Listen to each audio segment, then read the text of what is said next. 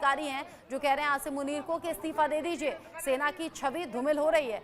अनुज Mathur sir मेरे साथ में जुड़े हुए हैं। माथुर सर, आवाज आ रही है क्या आपको? क्या स्थिति अभी, क्या सिचुएशन आपको लग रहा है? बिल्कुल बिल्कुल रचना, मैं आपको सुन सकता हूँ। देखिए, ये बात हम पहले करते रहे हैं।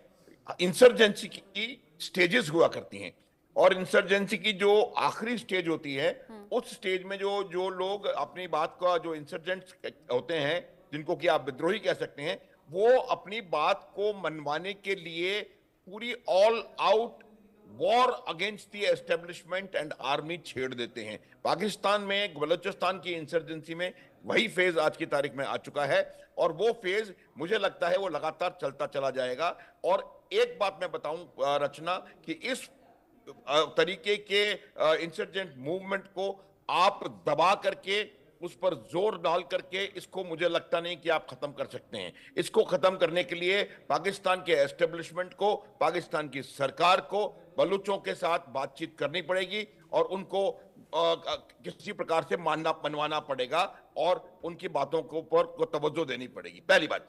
अब देखिए, अब बलोच लोगों ने क्या उनका विचार है, पहले मैं बता चुका हूं। उनका कहना यही है कि बलोचिस्तान, जो बलोच लोग हैं, उनकी अलग आइडेंटिटी है, और वो ये नहीं चाहते कि उनके जो जगह पर जो नेचुरल रिसोर्सेस हैं उनका कोई दोहन करे, और वो न केवल पाकिस्तान बल्कि उसका एक्चुअल जो एक्सप्लॉइटेशन हो रहा है नेचुरल रिसोर्सेज का बलूचिस्तान के, वो चीन कर रहा है।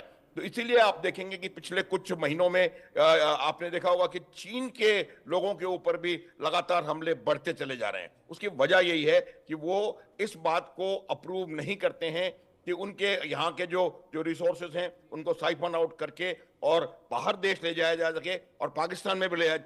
50% का प्रॉफिट जो है वो चीन को जा रहा है, 48% जो है प्रॉफिट इसका पाकिस्तान को जा रहा है। तो ये तमाम चीजें देखने की आवश्यकता है। अब जो सब खबर हमारे पास है, उसके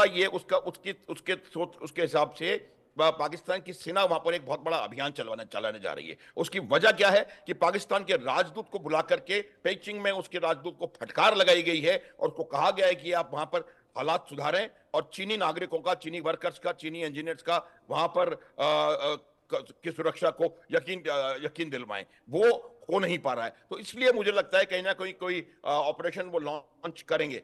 आपको मैं एक बात बताता हूं, देखिए, 50 अरब से ज्यादा डॉलर चीन अपनी सीईपीसी में और पाकिस्तान में आज तक इन्वेस्ट कर चुका है।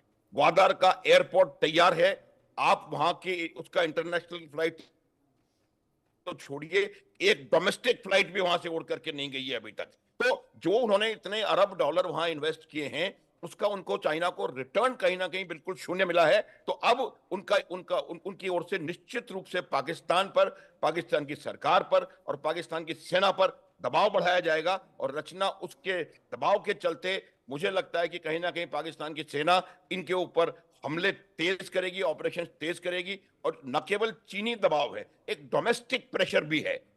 रेल का अपहरण होना, उसके बाद बस के और कॉन्वॉय के ऊपर हमला करना, वो माने अथवा ना माने, लेकिन कम से कम अपहरण तो उन्होंने माना, 23 लोग मरे ये तो माना, तो ये भी कोई कम बात नहीं है। तो इसके चलते उनके ऊपर डोमेस्टिक प्रेशर भी बढ़ता चला जा रहा है कि भाई वो खुले तौर पे हमारे साथ कंसोलिडेट करके हमारे ऊपर हमले करते चले जा रहे हैं, और हम कुछ नहीं कर पा रहे हैं। अभी कल की बात है जब उन्होंने 8 या 10 जगह पर लगातार बड़े बड़े हमले करे हैं। इनकी जो मजीद ब्रिगेड है वो पूरी तरीके से अंदर पाकिस्तान के एस्टेब्लिशमेंट में जा चुकी है, और वहां पर हमले लगातार वो करने का प्रयास कर रहे हैं, और हमले वहां पर हो रहे हैं। तो ये आप देखेंगे रचना, आपने स्टार्टिंग में कहा कि पाकिस्तान सरकार को, फौज को बात करनी चाहिए बलूचिस्तान में ये जो विद्रोह हो रहा है, आंदोलन हो रहा है। आपको लगता नहीं बातचीत से बहुत आगे चीजें निकल गई हैं? क्योंकि आंदोलन आज का नहीं है, लंबे वक्त का है, और जिस तरीके से अभी तक जो खबरें निकलकर सामने आ रही हैं छन छन कर, कि उठा लिया जाता है, प्रताड़ित किया जाता है, हत्याएं कर दी जाती है, महिलाओं को उठाया जा रहा है, बदसलूकी की जा रही है, अलग अलग जो घटनाएं हैं, वो बताती नहीं कि ये विद्रोह और ज्यादा बढ़ेगा। और जिस तरीके से पिछले कुछ दिन में, और सिर्फ मार्च का जो आंकड़ा हमने बताया मौतों का, ये हमले बिल्कुल बलूचिस्तान की तरफ से भी तेज हो रहे हैं और पाकिस्तानी फौज की तरफ से भी तेज हो रहे हैं।